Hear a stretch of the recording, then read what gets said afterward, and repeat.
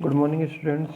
बच्चों, लास्ट के वीडियो तक हम लोगों ने बात कर ली थी, इंटरनल स्ट्रक्चर की बात कर ली थी।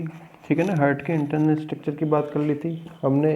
हार्ट का जो प्रोसेस था, जो वर्किंग प्रोसेस था, इसको हमने दो पार्ट्स में डिवाइड कर दिया था। फर्स्ट था आपकी हार्ट बीट, ठीक है ना, फर्स्ट था आपका हार्ट बीट और सेकंड था कार्डिक साइकिल। कार्डिक साइकिल्स को हमने चार पार्ट्स में डिवाइड करके इसको पढ़ लिया था। फर्स्ट पार्ट था उसमें एट्रियल डायस्टोल, ठीक है ना, एट्रियल डायस्टोल। जब जो ऑरिकल्स होते हैं वो नॉर्मल कंडीशंस में होते हैं और जिसमें प्योर और इम्प्योर ब्लड आकर भरता है। सेकंड थी एट्रियल सिस्टोल, जब बाइकैप्सिड और ट्राइकैप्सिड वॉल्व खुल जाएं, ठीक है ना, ऑरिकल से ब्लड जो है वेंट्रिकल्स में आ जाए, ठीक है ना, तभी क्या होगा, इसमें कॉन्ट्रैक्शन का प्रोसेस होगा जिससे सिमुलर वॉल्व्स तो खुल जाएंगे, बाइकैप्सिड और ट्राइकैप्सिड बंद हो जाएंगे, ठीक है ना। ये हो जाएगा वेंट्रिकुलर सिस्टोल, फिर आ जाएगा वेंट्रिकुलर डायस्टोल। जब नॉर्मली वेंट्रिकुलर क्या हो जाए, वापस से पहली वाली कंडीशन में आ जाए। तो ये यहाँ तक था। फिर हमने बात कर ली थी हार्ट के साउंड या पल्स की बात कर ली थी, जिसमें फर्स्ट साउंड होती है जो कि बाइकैप्सिड और ट्राइकैप्सिड वॉल्व के खुलने से होती है, ठीक है ना, इसे हम लोग बोलते हैं लब। फिर होती है इनके बंद होने से, ठीक है ना, बाइकैप्सिड और ट्राइकैप्सिड के बंद होने से इसे बोलते हैं हम लोग डब, लब डब लब डब के रूप में इसे हम लोग बोलते हैं हार्ट साउंड, ठीक है। फिर बात आती है, मैंने पहले भी एक चीज़ आपको समझाई थी, double circulatory system, double circulation of blood. Blood का जो है डबल सर्कुलेशन की हमने पहले भी बात की थी।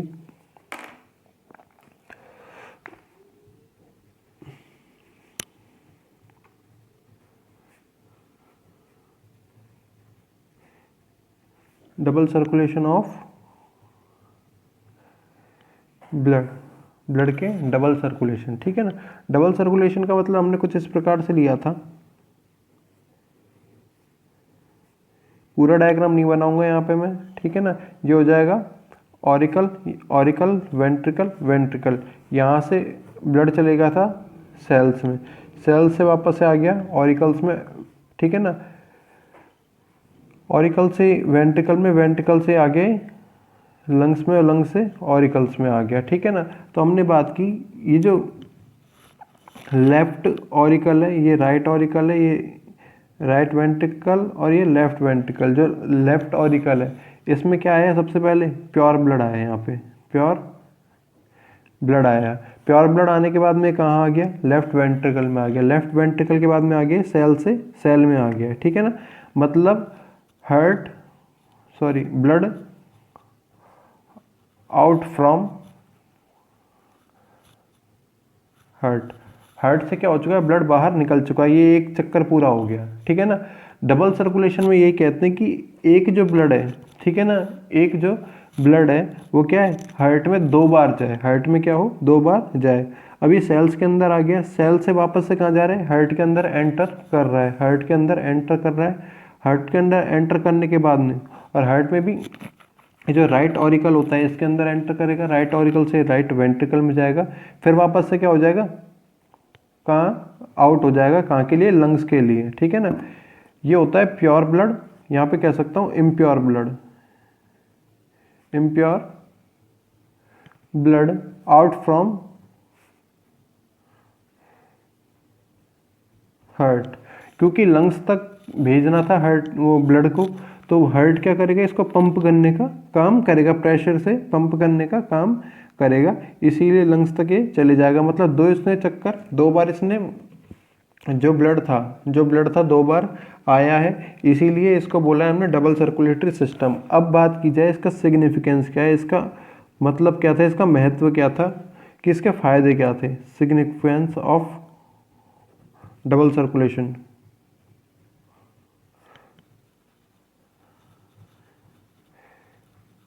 ठीक है ना, सिग्निफिकेंस ऑफ डबल सर्कुलेशन, कि इसका फर्स्ट महत्व क्या है। दूसरा, पहला हम लोग बात कर सकते हैं, इससे क्या है, यहाँ पे हमने बात की है जो ये पोर्शन है, ठीक है ना, ये वाला जो पोर्शन है इसमें हमने बात की हमेशा प्योर ब्लड फ्लो हो रहा है। यहाँ पे क्या लिख दिया, यहाँ पे क्या लिख रखा है मैंने, प्योर ब्लड, यहाँ पे इम्प्योर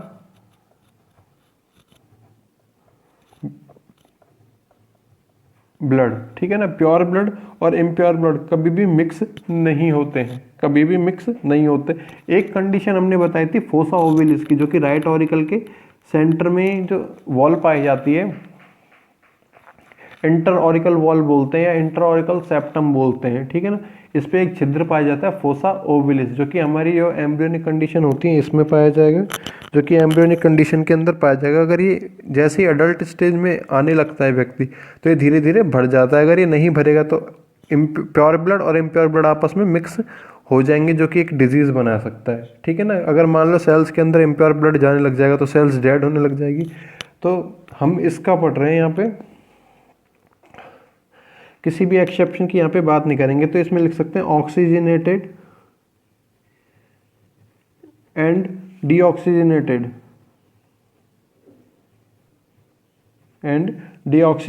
ब्लड नेवर मिक्सेस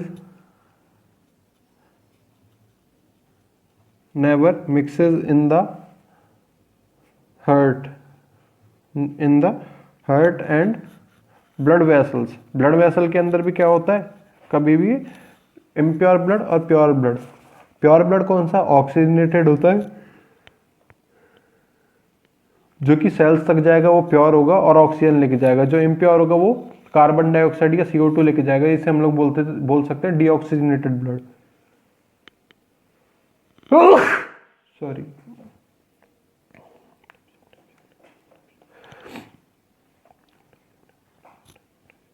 कभी भी ये नहीं मिलेगा, ठीक है ना।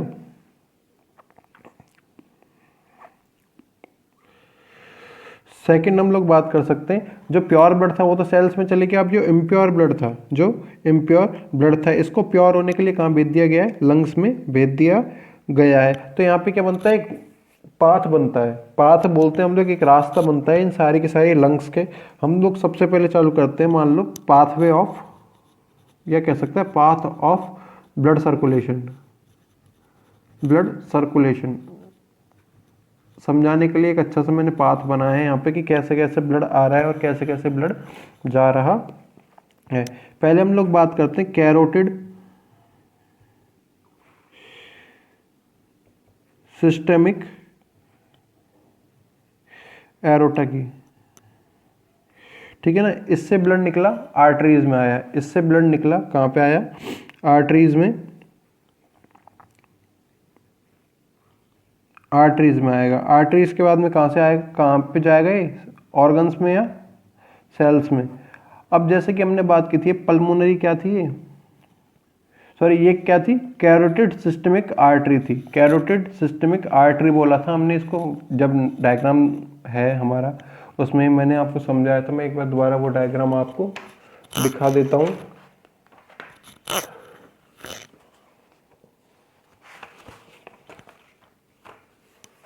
ओके, जैसे कि हमने ये डायग्राम बनाया था, ठीक है ना। यहाँ पे लिखा हुआ है कैरोटिड आर्टरी एरोटा, ठीक है ना। तो इसी प्रकार से हमने क्या बनाया यहाँ पे, जैसे कि मैंने पीछे वाले में सही से बनाया था, कैरोटिड आर्टरी, ठीक है ना। कैरोटिड आर्टरी से कहाँ आ गया, सेल्स में आ गया, या कह सकते हैं ऑर्गन्स में आ गया। आर्टरी, सेल्स, ऑर्गन्स, ठीक है ना। फिर यहाँ से क्या हो जाएगा, ये निकल जाएगा। फिर यहाँ से निकल के कहाँ पे आया ये, यहाँ से निकल के आया ये वेना केव, जो कि क्या है, एक वेन, जो कि क्या है, एक वेन है। ऑर्गन से निकल के आ गया वेन्स में, वेन्स के बाद में आ गया है कहाँ पे, यहाँ से पहुँच के राइट ऑरिकल में आ गया। कहाँ पे आ गया, राइट ऑरिकल में आ गया। यहाँ से निकला राइट ऑरिकल में आ गया, ठीक है ना। राइट ऑरिकल के बाद में ये यहाँ से ट्राइकैप्सिड वॉल्व की हेल्प से कहाँ पे आ गया, राइट वेंट्रिकल में, राइट वेंट्रिकल में आ गया है। फिर राइट वेंट्रिकल के बाद में यहाँ से आने के बाद में गया था कौन सा, इम्प्योर ब्लड के लिए एक्सेप्शन मैंने बताया था पल्मोनरी आर्टरी, ठीक है ना। पल्मोनरी आर्टरी के थ्रू लंग्स में चले गया था।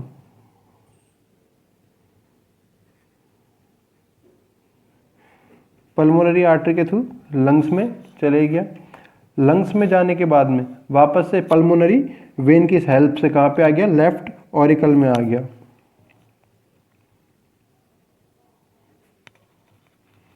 पल्मोनरी वेन से कहाँ पे आ गया, लेफ्ट ऑरिकल में आ गया। लेफ्ट ऑरिकल के बाद में ये बाइकैप्सिड हेल्प वॉल्व की हेल्प से कहाँ पे आ गया, लेफ्ट वेंट्रिकल में आ गया, लेफ्ट वेंट्रिकल में आ गया। और लेफ्ट वेंट्रिकल से वापस से वही प्रोसेस चालू हो जाएगा। यहाँ पे ये वाली जो वॉल्व पाई जाएगी कैरोटिड सिस्टेमिक एरोटा बोल सकते हैं, आर्टरी बोल सकते हैं, कैरोटिड सिस्टेमिक एरोटा, ठीक है ना, कैरोटिड सिस्टेमिक एरोटा। इस प्रोसेस को हम लोग यूँ भी चला सकते हैं कि अगर मान लो यहाँ से लेके चले तो यहाँ पे भी चला सकते हैं। तो ये हो जाता है आपका क्या, डबल सर्कुलेशन हो जाता है। यहाँ पे आपका क्या हो जाता है, यहाँ पे डबल सर्कुलेशन पूरा हो जाता है। सबसे बड़ा इसका महत्व यही होता है कि इसमें प्योर ब्लड और इम्प्योर ब्लड है, ये कभी भी क्या है, मिक्स नहीं होते हैं। प्योर ब्लड और इम्प्योर ब्लड कभी भी मिक्स नहीं होते हैं, ठीक है ना। ये हो जाता है आपका सर्कुलेटरी सिस्टम। फिर बात आती है, एक छोटा सा सिस्टम आता है लिम्फेटिक सिस्टम। लिम्फ पहले तो हम देखते हैं।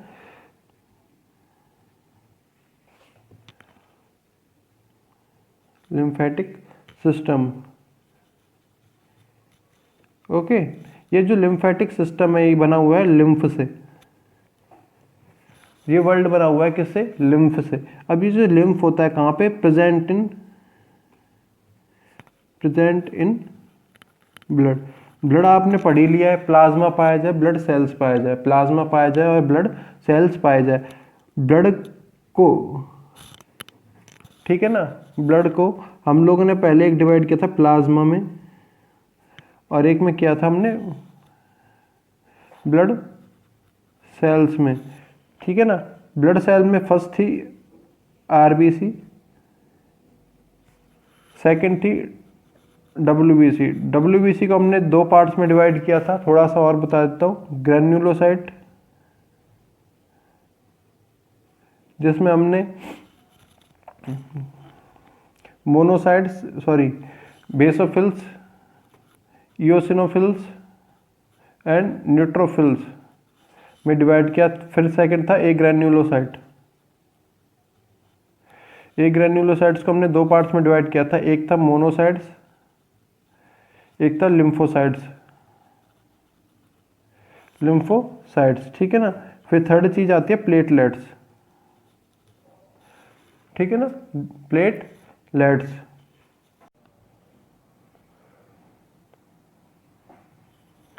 थर्ड हो जाती है प्लेटलेट, ठीक है ना, थर्ड हो जाता है प्लेटलेट। अब यदि हम लोग बात करें कि लिम्फ क्या है, ठीक है ना, मैंने लिम्फ को समझाने के लिए आपको यहाँ पे ये पूरा का पूरा फ्लो चार्ट बनाया है। मैं पहले तो ले लेता हूँ इसमें प्लाज्मा। ब्लड में से हमने कर लिया है, प्लाज्मा अलग कर लिया है, ठीक है ना, प्लाज्मा अलग कर लिया। साथ ही साथ ये जो डब्ल्यूबीसी हमने लिखी है, डब्ल्यूबीसी में भी हमने एक चीज़ लिखी है, लिम्फोसाइट्स। साथ में हमने क्या लिखी है, लिम्फोसाइट्स लिखी है। तो ये लिम्फोसाइट्स को भी हम लोगों ने प्लाज्मा के साथ में रख लिया है। बाकी ब्लड सेल्स में जो आरबीसी पाई जा रही है, प्लेटलेट्स पाई जा रही है और डब्ल्यूबीसी में हमने ग्रेन्युलोसाइट सबको हटा दिया, मोनोसाइट्स को हटा दिया। ओनली लिम्फोसाइट्स को यदि प्लाज्मा के साथ में लिया जाए, ठीक है ना, तो ऐसी जो सब्सटेंस, ऐसा जो लिक्विड सब्सटेंस बनेगा, क्या बनेगा, लिक्विड सब्सटेंस बनेगा। इसको हम लोग क्या बोलेंगे, लिम्फ बोलेंगे, ठीक है ना। हमेशा क्या होगा, लिक्विड फॉर्म में ही पाया जाएगा। लिक्विड बोल दें या फ्लूइड बोल लेते हैं, ठीक है ना। और फिर हम लोगों ने बात की थी ब्लड वेसल्स में, एक वेन थी, एक आर्टरीज थी और एक कैपिलरीज थी, जो ये हमेशा फ्लो करेगा किसके अंदर, कैपिलरीज के अंदर फ्लो करेगा, हमेशा किसके अंदर, कैपिलरीज के अंदर फ्लो करेगा, ठीक है ना। तो ऐसे कोई भी लिक्विड सब्सटेंस, जो कि कैपिलरीज के अंदर फ्लो कर रहा है, साथ ही साथ जिसमें प्लाज्मा पाया जा रहा है और लिम्फोसाइट सेल्स पाई जा रही है, क्या कहलाएगा, लिम्फ कहलाएगा। तो लिम्फ के लिए डेफिनेशन दे सकते हैं, lymph flows in fluid form, fluid होता है liquid, fluid form in the capillaries, ठीक है ना। Due to blood is filtrate. Filtrate का मतलब होता है इन सारी चीज़ों को अलग अलग फ़िल्टर कर देते हैं हम लोग, सारी चीज़ों को इनके, और फिल्टर किया जाता है। हम लोग मान लो यहाँ पे ले लेते हैं, एक टेस्ट ट्यूब ले लेते हैं। टेस्ट ट्यूब आपने देखी हुई होगी किसी ना किसी लैब में, ठीक है ना। ये हो जाए टेस्ट ट्यूब, इसको हमने क्या कर दिया, ब्लड से भर दिया। ये इसको क्या कर दिया हमने, ब्लड से भर दिया। जैसे कि हम लोग मक्खन को सेपरेट करते हैं, छाछ में से मक्खन सेपरेट करते हैं तो मक्खन ऊपर आ जाता है। मक्खन ऊपर इसलिए आता है क्योंकि उसका जो मॉलिक्यूलर वेट होता है छाछ की तुलना में कंपैरेटिवली क्या होता है, कम होता है। इसी प्रकार से जो जो सब्सटेंस हल्के होते हैं इनका मॉलिक्यूलर वेट के अकॉर्डिंग क्या हो जाते हैं, अलग अलग सेपरेट हो जाते हैं सेंट्रीफ्यूगेशन मेथड से। सेंट्रीफ्यूगेशन मेथड से क्या किया जा सकता है इनको, अकॉर्डिंग टू देयर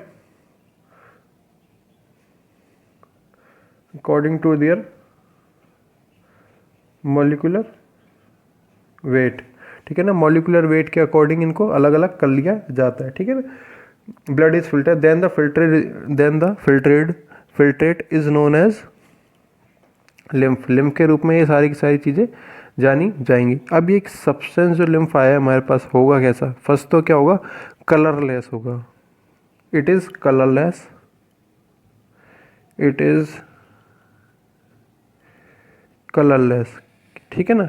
कलरलेस होगा मतलब इसमें किसी प्रकार का कलर नहीं पाया जाएगा। हमने प्लाज्मा के लिए भी यही बोला था, ठीक है ना। ट्रांसल्यूसेंट, कलरलेस होगा तो इसको आर पार देखा जा सकता है, इसके पारदर्शी जिसे बोलते हैं। ट्रांसल्यूसेंट एंड एल्केलाइन, एल्केलाइन बोलते हैं हम लोग। पीएच हम लोग पढ़ते हैं, पावर ऑफ हाइड्रोजन 0 से लेकर 6.9 तक ये होता है एसिडिक। 0 से लेकर 6.9 तक ये होता है एसिडिक, ठीक है ना। 7 की जो रेंज होती है इस पे बनता है साल्ट या न्यूट्रल, ठीक है ना। 7.1 से 14 तक ये होता है एल्केलाइन। तो ये क्या होता है, नॉर्मल एल्केलाइन होता है। ये क्या होता है, नॉर्मल एल्केलाइन सब्सटेंस है।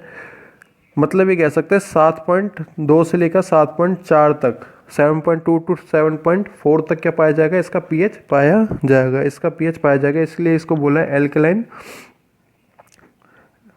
एल्केलाइन लिक्विड, ठीक है ना। एल्केलाइन लिक्विड बोला है। अब साथ ही साथ इसमें इन सारी चीज़ के साथ प्लाज्मा पाया जा रहा है और लिम्फोसाइट्स पाई जा रही है। कुछ क्या पाए जा रहे हैं, प्रोटीन पाए जा रहे हैं। कुछ क्या पाए जा रहे हैं, प्रोटीन पाए जा रहे हैं। अलग से लिख रहा हूँ इसीलिए ऊपर की तरफ प्रोटीन पाए जा रहे हैं, कैल्शियम आयन पाए जा रहे हैं, ठीक है ना। कैल्शियम आयन पाए जा रहा है और फॉस्फोरस पाया जा रहा है। फॉस्फोरस को हम लोग पी से शो करते हैं केमिस्ट्री में, तो शॉर्ट फॉर्म में हमने यहाँ पे पी लिख दिया है। फॉस्फोरस पाया जा रहा है। साथ ही साथ जो हमारी बॉडी के अंदर एक्सक्रीटरी प्रोडक्ट बने, जैसे कि यूरिया बनता है हमारी बॉडी के अंदर। अगर एबीज की हम लोग बात करते हैं, उसमें यूरिक एसिड का फॉर्मेशन होता है, जो कि नेक्स्ट चैप्टर में आप लोग देख लोगे, ठीक है ना। तो ये भी इसके अंदर पाए जाते हैं। अब हमने बात की है ये, तो इसमें किस चीज़ की कमी पाई जाएगी। एक तो आरबीसी की कमी पाई जाती है, एक ब्लड प्लेटलेट्स की कमी पाई जा रही है। ऊपर भी समझा रखा है, आरबीसी नहीं पाई जाएंगी, ब्लड प्लेटलेट नहीं पाया जाएगा, ठीक है ना। ये हो जाता है आपका लिम्फेटिक सिस्टम में फर्स्ट लिम्फेटिक सिस्टम में, सिस्टम हमेशा 2 से ज़्यादा चीज़ों से मिलके या 1 से ज़्यादा चीज़ों से मिलके बना हुआ होता है। फर्स्ट है इसमें लिम्फ। सेकंड यदि बात की जाए तो लिम्फ वेसल्स की, सेकंड बात की जाएगी लिम्फ वेसल्स की, ठीक है ना। ये क्या होती है लिम्फ वेसल्स, तो आपको पता ही है क्या है, जिसके अंदर क्या हो, फ्लो हो, किसी भी चीज़ का फ्लो हो, ठीक है ना। वेसल्स बोला है मैंने, वेन और आर्टरीज यहाँ पे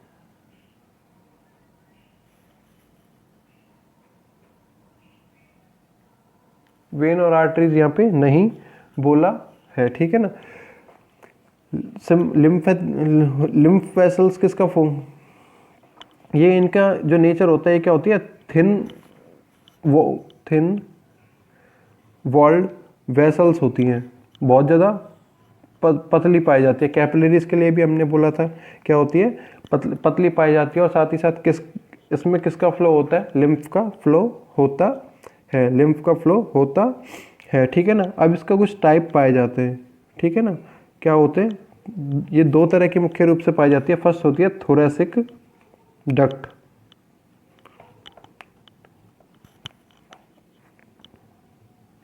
थोरैसिक डक्ट। फर्स्ट क्या होती है?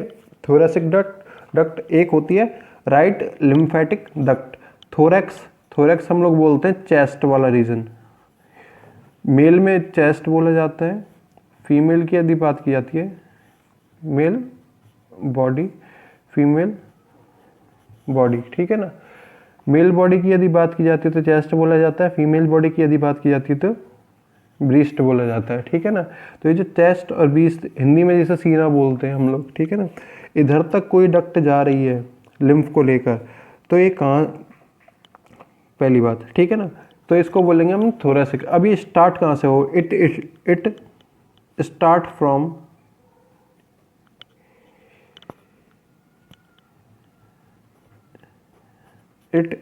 फ्रॉम हेड, और हेड में भी जो राइट पार्ट होता है, ठीक है ना, राइट पार्ट होता है, यहाँ से ये क्या होगी? चालू होगी, यहाँ से ये चालू होगी और ब्लड को, सॉरी, लिम्फ को कैरी करेगी। लिम्फ को कैरी करने के बाद में head and carries lymph to the posterior part. Posterior का मतलब होता है पीछे वाला, posterior part of the cervix, ठीक है ना। फीमेल बॉडी की हम लोग बात कर रहे हैं, सर्विक्स सबकी बात कर लेंगे। सर्विक्स जो होता है फीमेल बॉडी के अंदर पाया जाता है, जो इसको रिप्रोडक्टिव ऑर्गन होता है एक, जिसके अंदर क्या होता है? फीटस का फॉर्मेशन होता है, मतलब चाइल्ड का डेवलपमेंट होता है, ठीक है ना।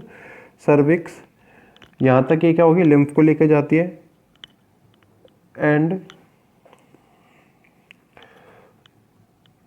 फोर स्किन जो ऊपर वाली जो त्वचा होती है इस तक लेके जाएगी।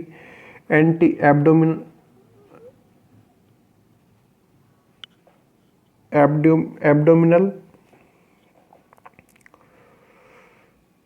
And left part of the body, left abdomen, pet, left part of the body के लेफ्ट पार्ट तक लेके जाएगी, जिसमें हम लोग बात कर सकते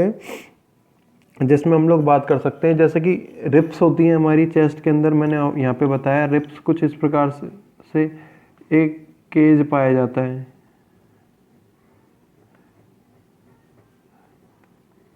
ठीक है ना। इस प्रकार से क्या पाया जाता है? केज पाया जाता है, या इस प्रकार से कह लेते हैं और भी, ठीक है ना।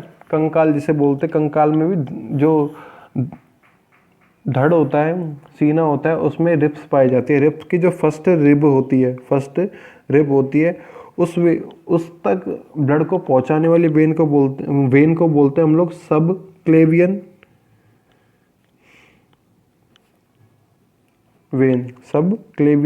वेन। ये क्या करती है? Head,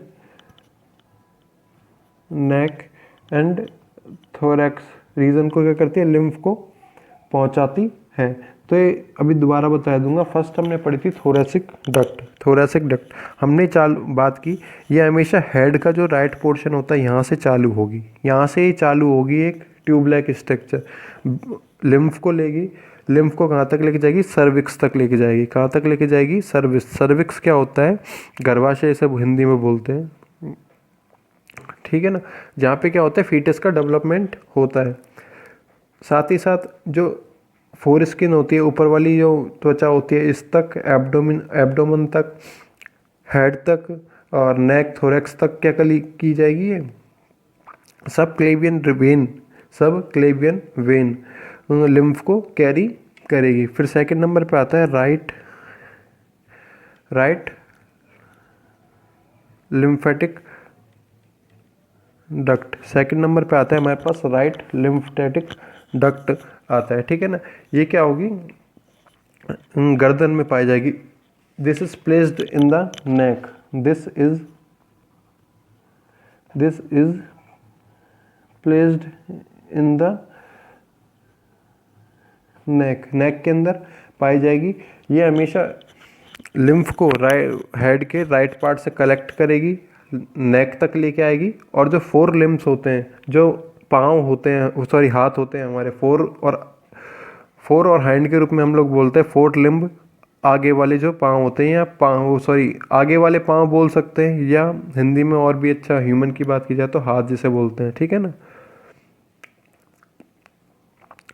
neck, it collects lymph, it collects lymph from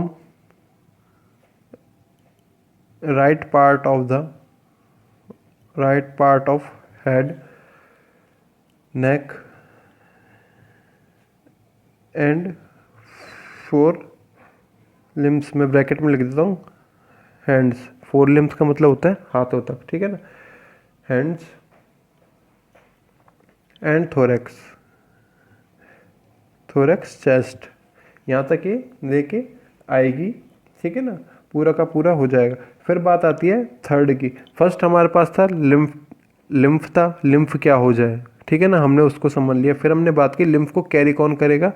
कुछ डक्ट पाई जाएंगी जो पूरी की पूरी बॉडी के अंदर लिम्फ को कैरी करती है। फर्स्ट उसमें होती है थोरैसिक डक्ट, सेकेंड होती है राइट लिम्फेटिक डक्ट, थर्ड होती है फिर lymph node.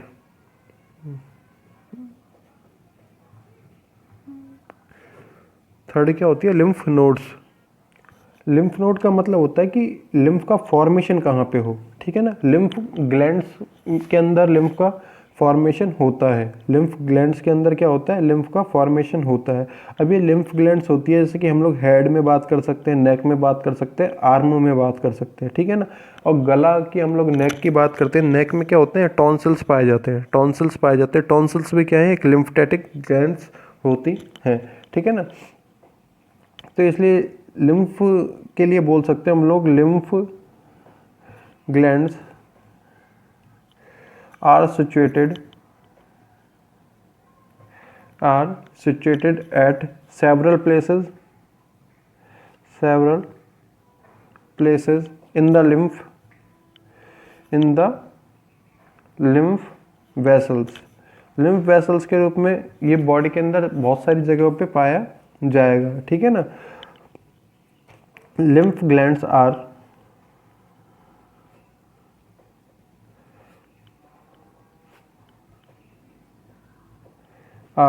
situated near big blood vessel in head, neck, arm etcetera. अब ये नेक की बात करते हैं तो नेक में क्या पाए जाते हैं, टॉन्सिल्स पाए जाते हैं। क्या पाए जाते हैं, टॉन्सिल्स पाए जाते हैं, जो कि क्या होते हैं, लिम्फ नोड्स होते हैं। इसके अंदर भी क्या होता है, लिम्फ का फॉर्मेशन किया जाता है। इसके अंदर भी क्या किया जाएगा, लिम्फ का फॉर्मेशन किया जाएगा। अब इस लिम्फ का फंक्शन क्या है, अब बात है कि इस लिम्फ का फंक्शन क्या है, function of lymph.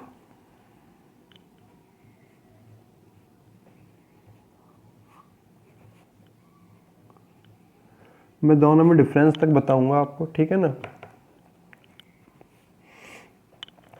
Function of lymph, ये क्या होता है, मीडिएटर होता है। हम यहाँ बात करते हैं, मान लो ब्लड की बात की है, एक तरफ हमने टिश्यू की बात की है, दोनों एक तरफ हमने टिश्यू की बात की है। टिश्यू होता है हमेशा, यहाँ पे लिख देता हूँ ग्रुप ऑफ सेल्स का जो ग्रुप होता है इसको हम लोग बोलते हैं टिश्यू, ठीक है ना। इन दोनों को जोड़ने का काम कौन करेगा, लिम्फ करेगा। इन दोनों को जोड़ने का काम कौन करता है, लिम्फ करता है, ठीक है।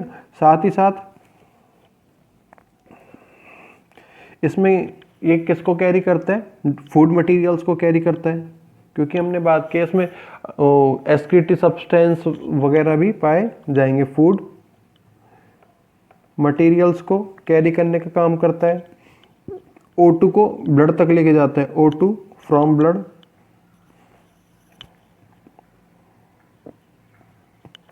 ठीक है ना। और ब्लड से के थ्रू कहाँ तक पहुँचाता है, सेल्स तक या ग्रुप ऑफ सेल्स तक, टिश्यू बोल सकते हैं इसलिए हम लोग, ठीक है ना, यहाँ तक। साथ ही साथ टिश्यू से क्या निकालेगा, एक्सक्रीटरी सब्सटेंसेस को, एक्सक्रीटरी सब्सटेंस को यहाँ से निकालेगा। हेल्पफुल इन, दूसरा लिख सकते हैं, helpful in transport of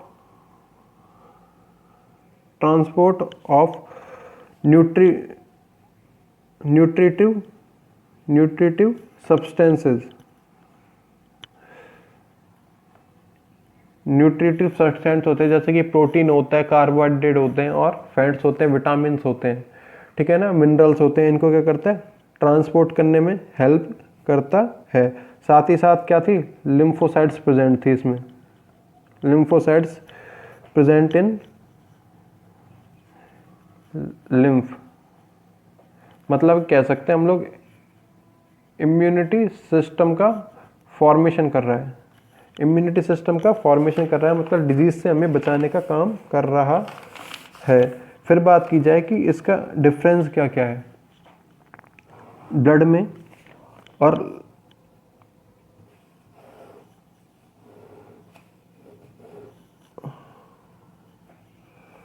lymph में, डिफरेंस क्या है ब्लड और लिम्फ में क्या है। ब्लड की कलर क्या होगा, रेड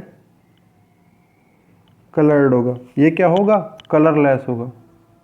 अभी ऊपर भी देखा था हमने, ये क्या होगा, कलरलेस, क्योंकि ब्लड का रेड कलर होता है हमेशा हीमोग्लोबिन के कारण, और हीमोग्लोबिन पाया जाता है आरबीसीज में, ठीक है ना। इसमें क्या पाई जाएंगी, इट हैज़ आरबीसी, इसके अंदर क्या पाई जाएगी, आरबीसी पाई जाती है। इसमें lack of blood corpuscles, blood corpuscles नहीं पाई जाती है, एक एक्सेप्शन है लिम्फोसाइट्स का, ठीक है ना। बाकी ना तो आरबीसी पाई जाती, ना ब्लड प्लेटलेट्स पाई जाती, ना डब्ल्यूबीसी पाई जाती। डब्ल्यूबीसी में से एक टाइप पाया जाता है ओनली, जो कि लिम्फोसाइट्स का पार्ट होता है, लिम्फोसाइट्स होता है, ठीक है ना। इसमें प्रोटीन हमेशा पाया जाता है अच्छी कंडीशन में। It has protein in much quantity, much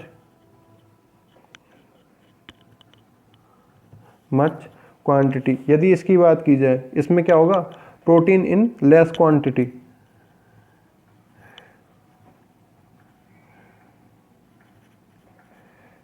protein क्या होगा, हमेशा लेस क्वांटिटी में पाया जाएगा। इसमें क्या पाया जाएगा, it contain more nutrients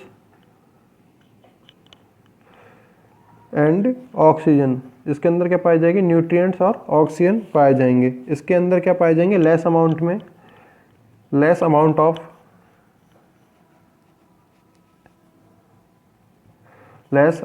of nutrient and oxygen. Blood क्या है, कनेक्टिव टिश्यू है, क्योंकि ब्लड के लिए हमने बोला है इसमें क्या पाया जाए, प्लाज्मा पाया जाए, आरबीसीज पाया जाए, डब्ल्यूबीसीज पाया जाए, प्लेटलेट्स पाए जाए, मतलब एक से ज़्यादा प्रकार की, many types of cells present, ठीक है ना। ऐसे सिस्टम को बोलते हैं हम लोग is a connective tissue. Tissue तो हम लोग बोलते हैं ग्रुप ऑफ सेल, और इसमें भी डिफरेंट टाइप की क्या पाए जाए, सेल्स पाए जाए। जैसे आरबीसी का अलग काम था, डब्ल्यूबीसी का अलग काम था, प्लाज्मा का अलग काम था, ठीक है ना। इसीलिए इसको बोला है कनेक्टिव, ठीक है ना, कनेक्टिव टिश्यू। ये क्या है, लिम्फ हमने बोला था फिल्टर किया हुआ ब्लड है, जिसमें से हमने डब्ल्यूबीसी ब्लड प्लेटलेट्स और आरबीसी को निकाल दिया है। Lymph is a